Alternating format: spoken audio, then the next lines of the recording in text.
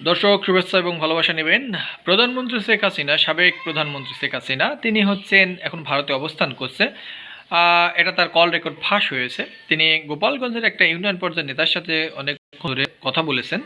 সেখানে বিভিন্ন প্রসঙ্গ তিনি তুলেছেন। তিনি শেষে অভিযোগ করেছেন সরকার তাকে মামলা দিচ্ছে এবং মিথ্যাভাবে হয়রানি করছে, তার দলের নেতাকর্মীদের হত্যা করছে, গুম করছে, খুন করছে, বিভিন্নভাবে মন্তব্য করেছেন। সেই সাথে সবচেয়ে ভয়ঙ্কর যে ব্যাপারটি সেটা তিনি বলেছেন যে তিনি যদি আরেকবার সুযোগ পান তবে এরপরে কঠিনভাবে এর মোকাবেলা করা হবে, কঠিন জবাব দেওয়া হবে। আল্লাহ যদি তাকে আরেকবার সুযোগ দেয় বাংলাদেশের প্রধানমন্ত্রীর, তাহলে তিনি এর কঠিন জবাব দিবেন।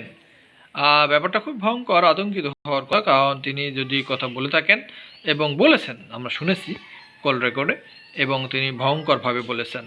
তিনি বলেছেন যদি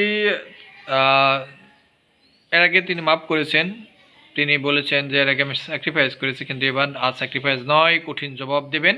সেখানে তিনি নেতাকর্মীদের বলেছেন কারা কি করছে তাদের নাম লিস্ট করে রাখো, এর জবাব আমরা দেব। আর ইউনিস সরকারের 1 মাস থাকবে কিনা সন্দেহ প্রকাশ করেছেন। তিনি বলেছে 1 মাস পরে সরকার নাকি থাকবে না। ইউনিস সরকারের সম্পর্কে এই কথা বলেছেন। আসলে এই কথাটা মানে ষড়যন্ত্র আছে কিনা, কিংবা তিনি আসলে তার নেতাকর্মীদের চাঙ্গা করার উদ্দেশ্যে বলছেন কিনা, সেটা তো আপনারা ভাববেন, গবেষণা করে দেখবেন। যারা আসছেন চ্যানেলে কমেন্ট করবেন এবং সাবস্ক্রাইব করে দেবেন যারা নতুন এসেছেন।